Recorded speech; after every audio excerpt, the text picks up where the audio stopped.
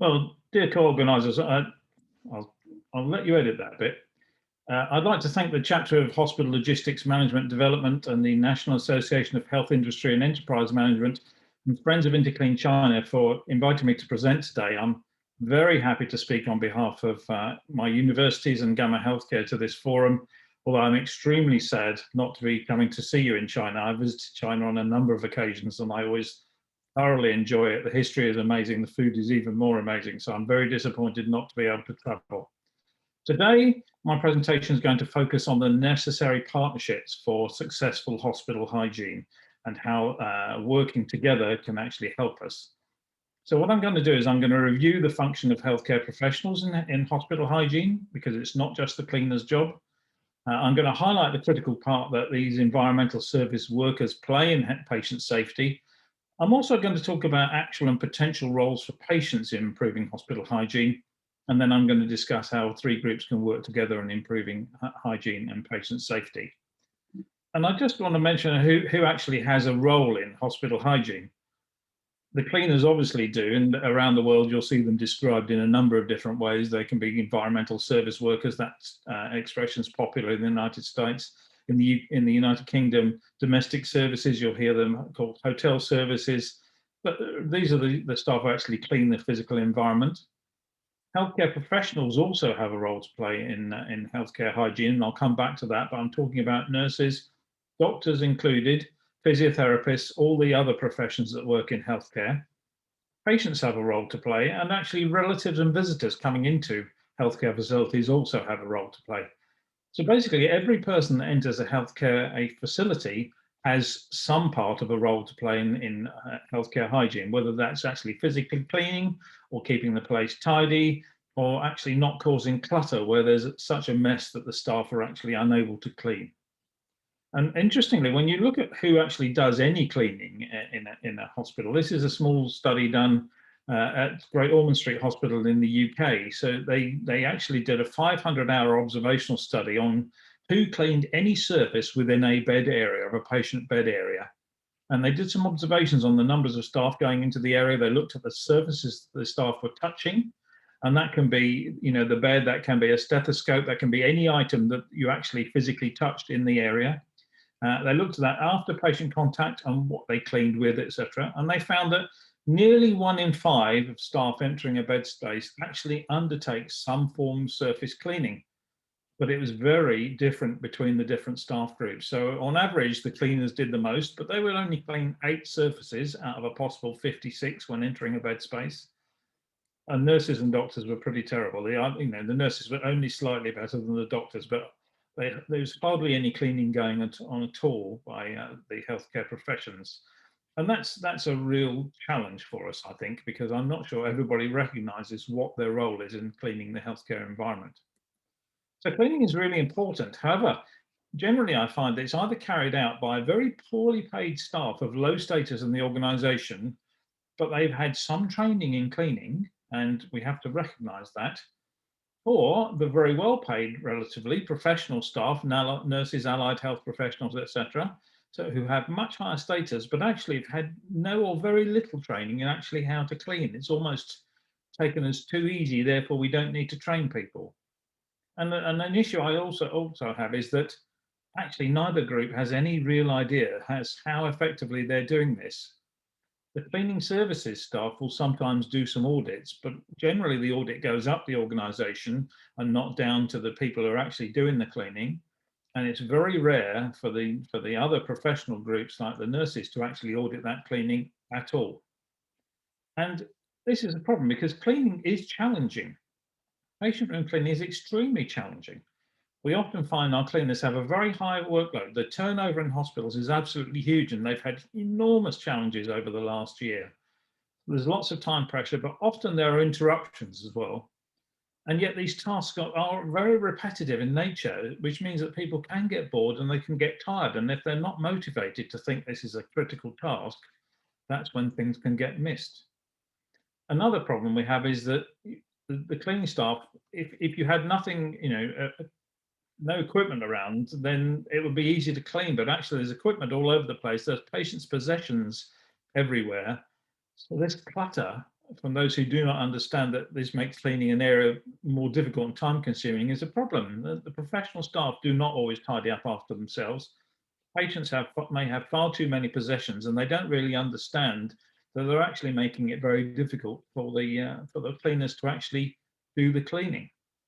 And there are real problems in the clarity of the responsibility for the cleaning of equipment and medical items as well.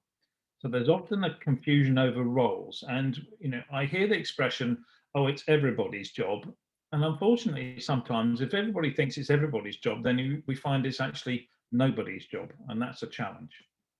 So if you actually look at the who does the cleaning in the healthcare environment that's been written up in the scientific literature, you find there's an awful lot of confusion. People do not really understand whose job it is to clean what.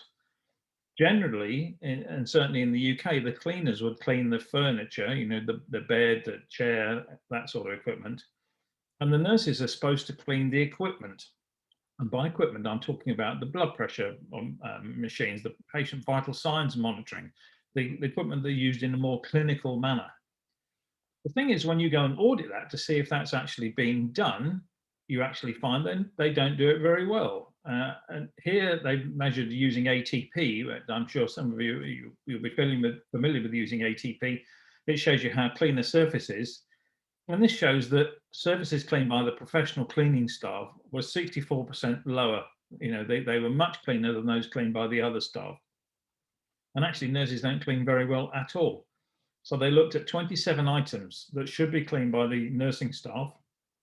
89% of them failed. Now that's either a failure of training or the allocation of responsibility in that nobody knew whose job it was to do it, or they weren't motivated to do it and they didn't understand why they needed to do it. And I do find that if people do not understand why they need to do something, then they don't tend to do it very well at all. So what do the staff know about cleaning? Well, let's look at the cleaning staff to start with. They'll be trained to physically clean an item of equipment, and that's fine. But actually, the level of understanding as to why they need to do it is often lacking. So in this particular survey, only 1 in 10 of the cleaning staff could correctly answer a question about pathogens that were commonly spread by contaminated environmental surfaces.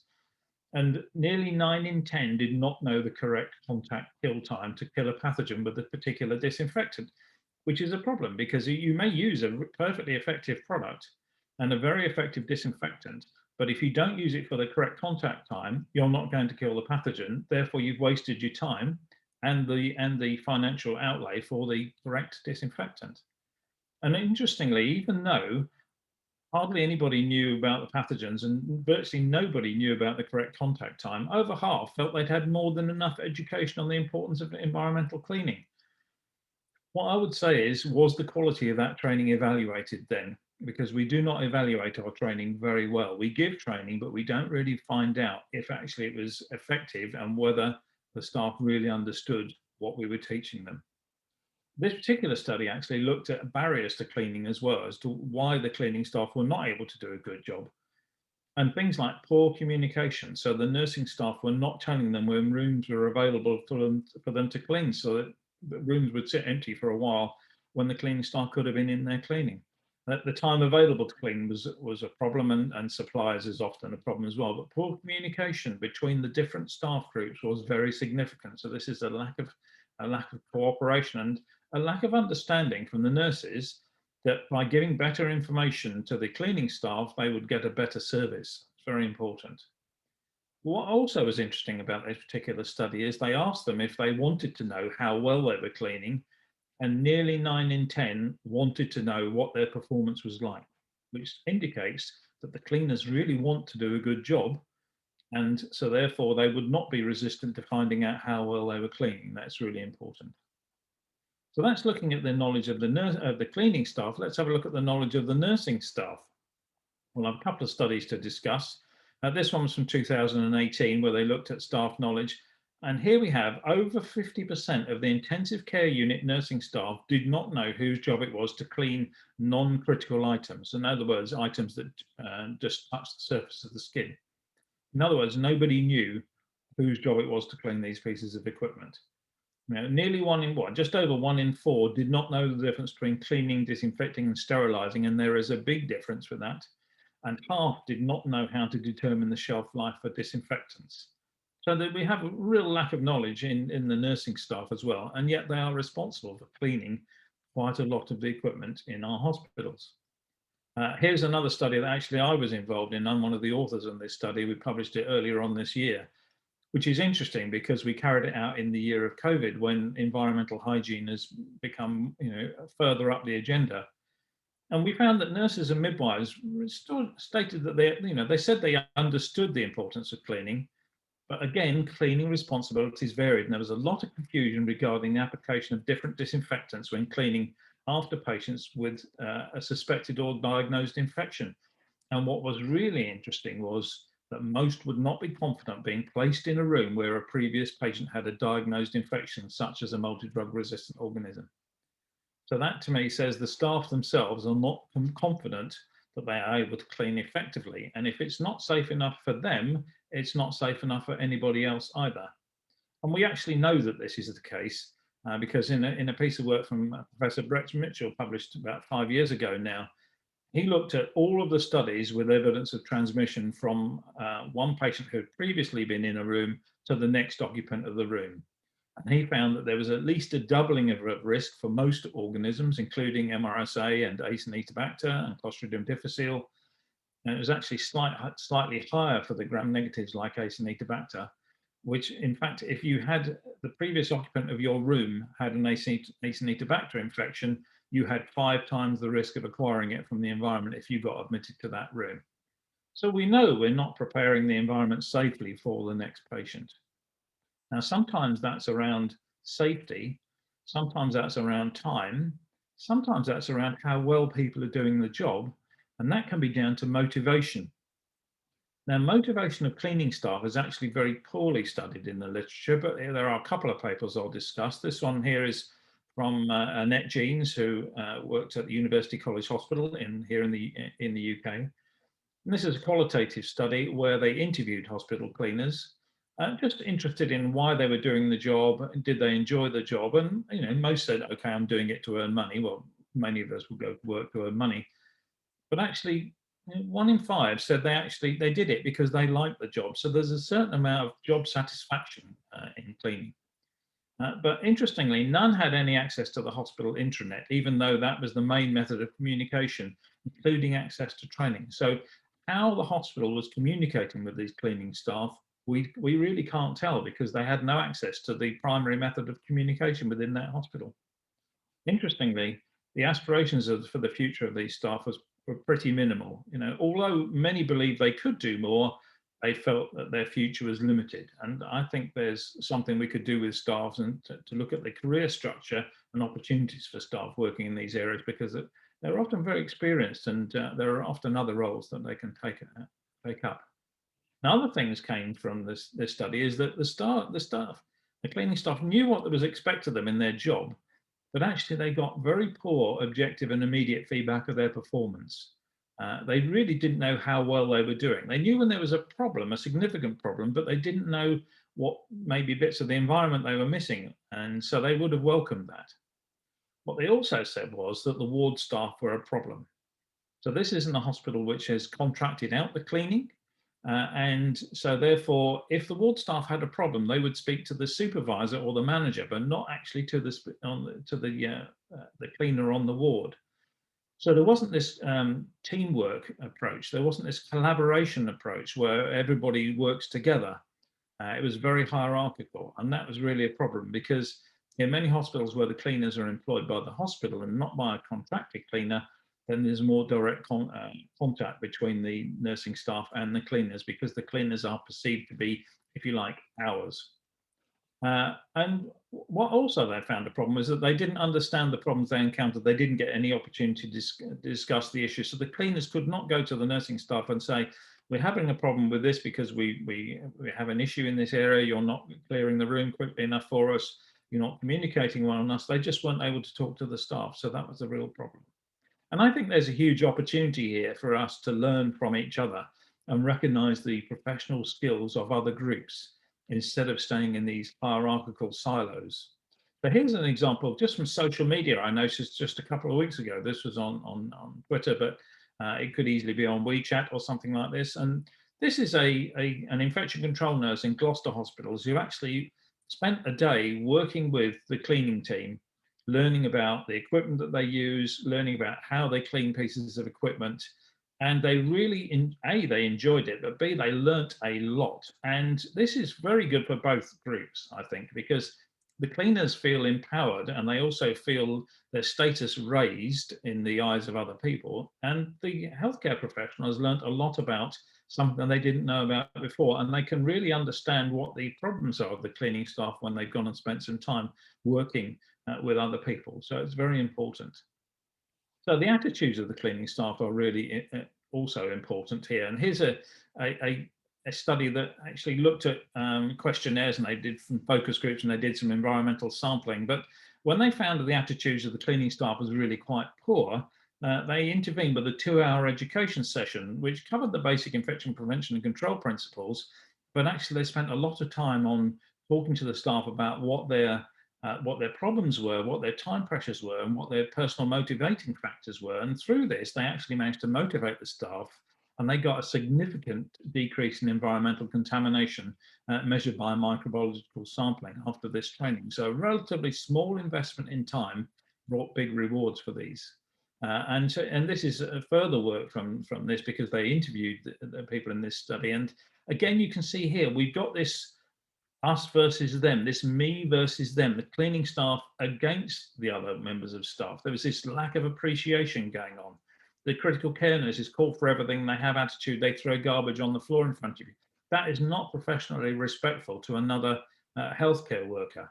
So I think this is really useful information, but it does show that there are opportunities, if we can get the communication working well, for everybody work together.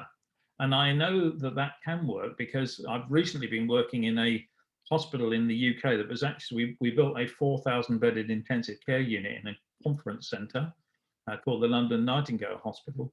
And the cleaners were all contracted in, but it was made very plain to us from the day we arrived, because we were building the hospital, we were going to run it as this huge intensive care unit, that everybody was in together, everybody had a voice, and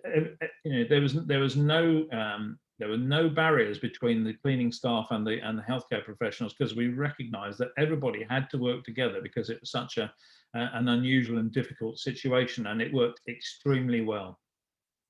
Now, what I do want to recommend to you, if you ever get a chance to have a read of this, so there are a number of papers that came out of a big study in Australia called the REACH study, and I recommend these two particular papers to you.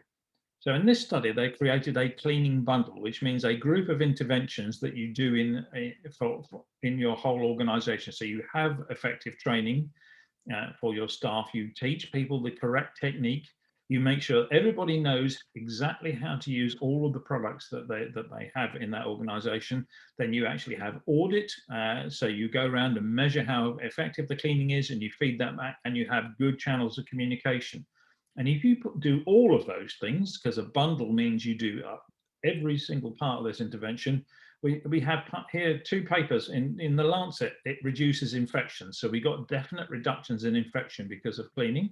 And we also showed that it's actually cost effective, because people often think of cleaning as being very expensive because it's a human resource, but actually the money saved through saving infections turned out to be very cost effective.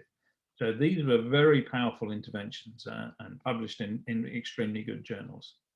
Now, I just want to go on to where patients can come into this, because they're often a bit forgotten when it comes to healthcare hygiene. And we've got a little bit more interested in that in the UK over the last few years. And here's a study looking at public perceptions of hospital hygiene and what people think of it. And this is a qualitative study, so they interviewed patients and visitors. And they found that it's actually the things that people see and they hear and they smell and they taste that hugely shape their perceptions as to actually how clean the hospital is. And I think you may find that if you go to a hotel, if it smells clean, if it visibly looks clean, you don't really look to see really how clean it is.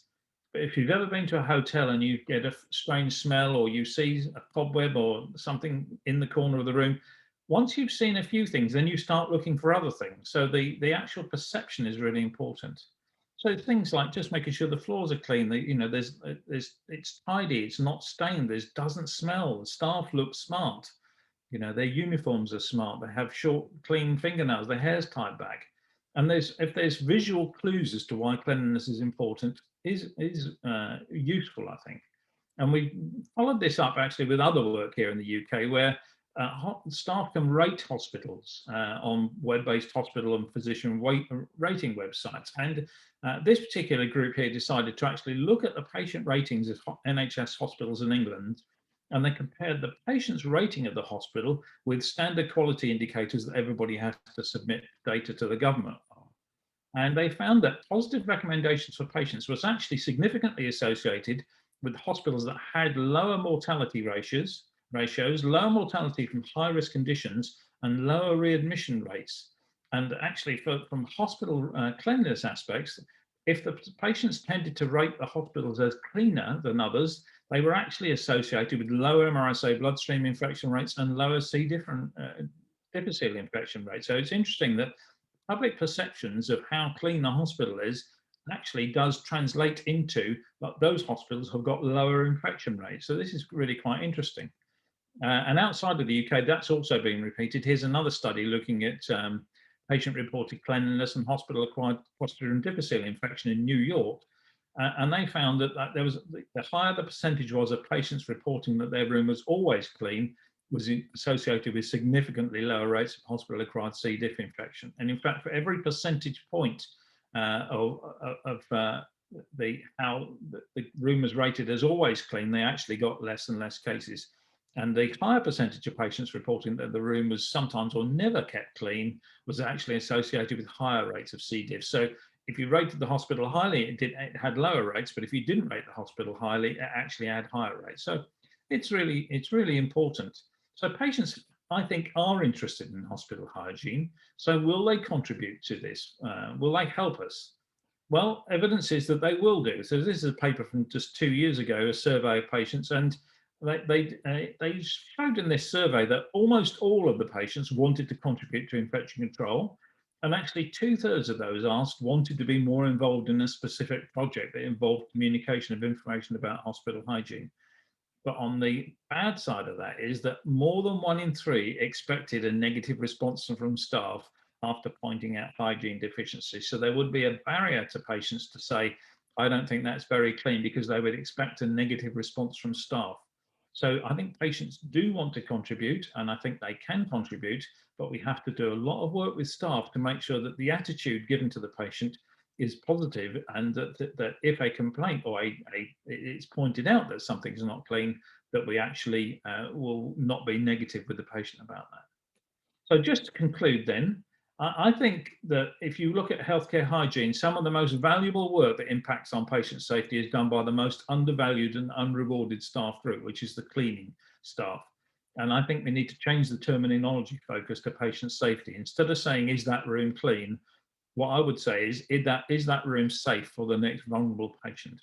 Now, the cleaning staff are the invisible staff group, and yet they make a huge impact. And I really echo the words by my friend Annette Jeans and her colleagues back in 2012, which is that the current and prevailing norm in which cleaners are perceived to be of low status and low value should be challenged vigorously. The starting point will be the recognition of the work undertaken by these staff and the conditions in which they work.